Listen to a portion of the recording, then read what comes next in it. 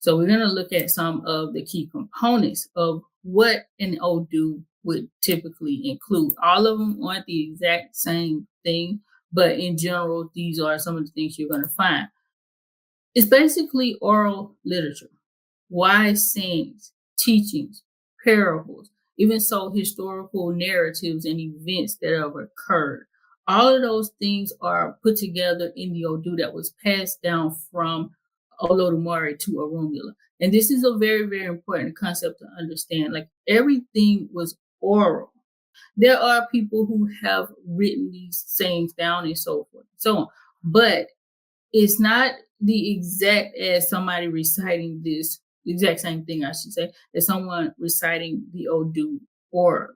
So do keep that in mind. The Odus that are available out there, they're not complete for one, and all of them are not 100% based on true Yoruba culture. Okay, I do recommend one. You'll see it on my website, but even that one has some discrepancies and some diasporic things that are outlined in there. So you do have to be careful when you're reading it, when you're trying to understand it on your own. You definitely want to ask if you are unsure about certain things, because again, it's going to be based on Ifa.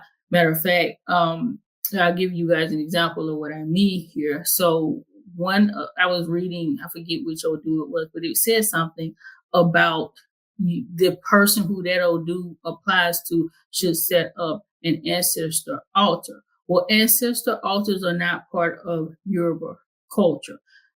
I don't know why that person put it that way. It could be because they're trying to appeal to the global audience and get people to understand based on like the Western concept, but that's not a thing. So instead, that was more so for somebody who should be really taking care of their ancestors on a high level. They should be giving offerings and sacrifices to their ancestors and making sure that the ancestors are well situated and so forth and so on, because that individual is closely connected to their ancestral heritage. So definitely be careful, guys, when you are consuming resources such as that, any type of resource when it comes to EFOP, because there are so many discrepancies out there. Like I can tell you, I'm constantly with our Odessa whenever I read something, and it's not something that I heard before, or if it's not resonating with me, like this doesn't sound right, doesn't sound like typical Yoruba culture or what have you. I'm constantly, hey, is this right? Is that right? So forth and so on. And he gives me a lot of intel about these types of things. So if you do have questions, definitely try to go to somebody and ask about things like that, anything related to the tradition. Because I always say this, most of the references that are out there about the tradition, especially in writing, on the internet, things like that, those references are coming out of the Caribbean. Not to say that those traditions are wrong, but they are not authentic, true Ishesha. Okay, those are African-derived traditions that went through a whole lot of different things before they, after they left Yoruba land, Nigeria. And so they look a little bit different. Something else that is going to be associated with an Odu is an Orisha. Typically, it's going to be one prominent Orisha linked to every Odu. And so that Odu will speak about the energy and the aspects of that particular Orisha and how that energy applies to that person's situation at that time. That Orisha will likely have to be fed based on whatever comes out for that particular person. And so it's very important too to have that aspect linked to it. Sometimes it's actually multiple Orishas, but most of the time it's still going to be one primary Orisha, even if there are multiple Orishas that are spoken of or about in that particular Odu interpretation. Now, I've talked about this before. I talk about it all the time. Taboos can come out in an Odu.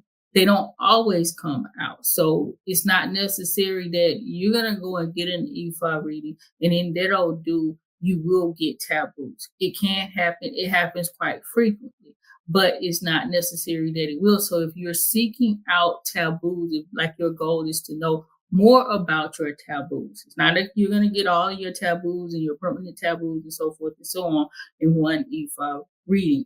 Matter of fact, you won't get your permanent taboos until you actually go and do the full initiation process. However, you may get, some taboos that come out that could be permanent. As I said before, if it's linked to like a specific orisha, like your head orisha, for instance, or Batalan, you're told, not to wear red, not to get angry, not to drink palm oil. Those things apply for life, but they're related to the specific orisha and not like your path in Ifa per se. Okay. But you may get those taboos, which are sacred restrictions telling you what you should not be doing, right? What you agreed to not do before you came into this experience. This is something that is so paramount.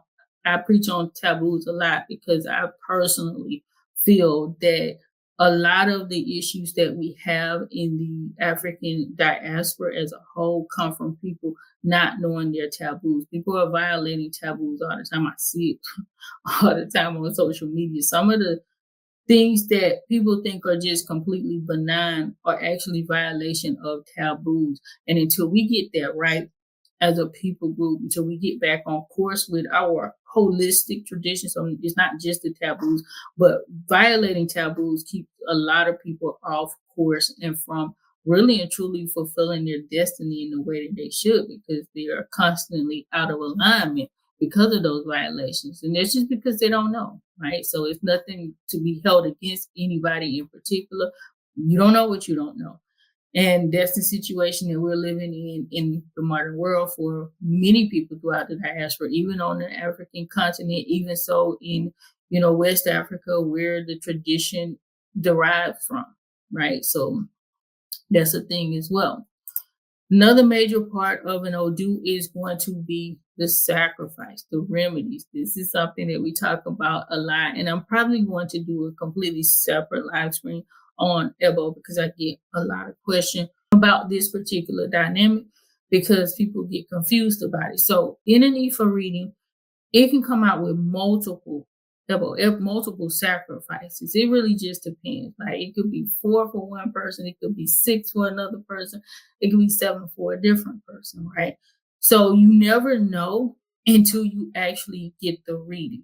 If somebody brings you an elbow and even so gives you a price for an elbow before you do an E5 reading, you need to run away from that person because they don't know what is going to be the elbow because that comes through the Odu that's generated. And if there's a preset price, that means that they're just doing the basic elbow for everybody. They're just probably feeding like the lowest level animal that in a particular Orisha takes. So definitely be careful about that because that changes that could be different. As I said before, even two people with the same Odu, the Ebo may be different as far as you might be feeding the same Orisha, but one person may be feeding that Orisha a chicken, another person may be feeding that person a goat, depending on what resonates best or most with them at that particular time. So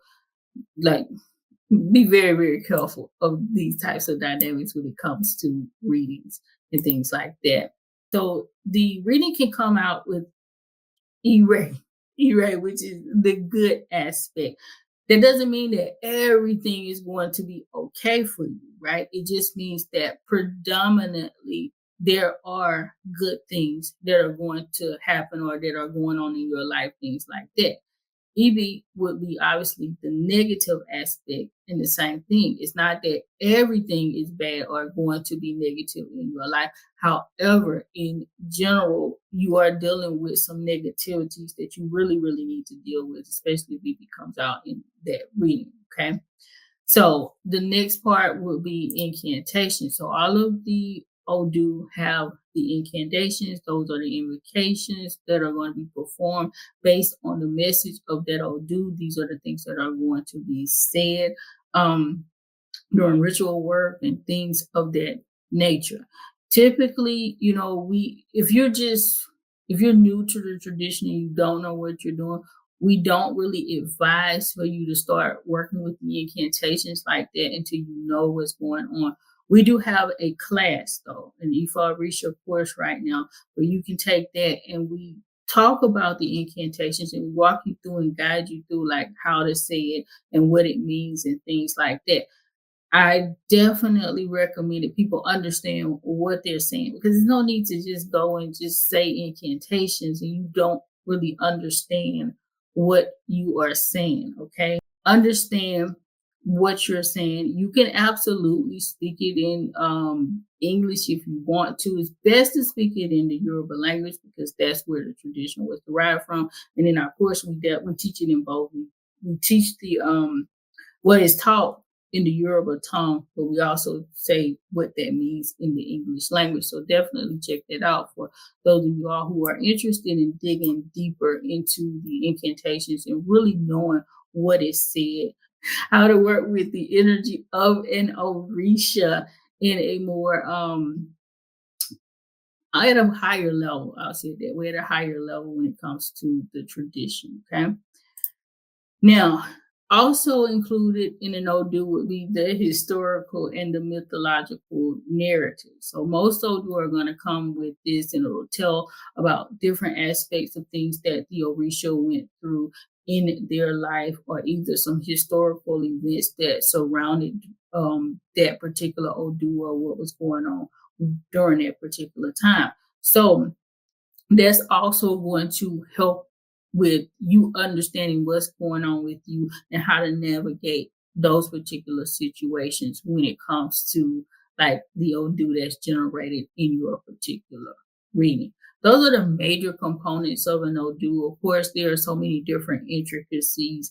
I am not an Ianifa because I do get that question all the time. So I am not the one to tell you exactly, what the Odu says and things like that. Whenever we do readings, like our Odissa is very, very thorough in explaining everything that is laid out in that Odu so that you know what's going on, especially for the perspective of someone who is not like native to the Ifa tradition. So definitely, if you get that through us, you'll be walked through that process in depth by our Odissa.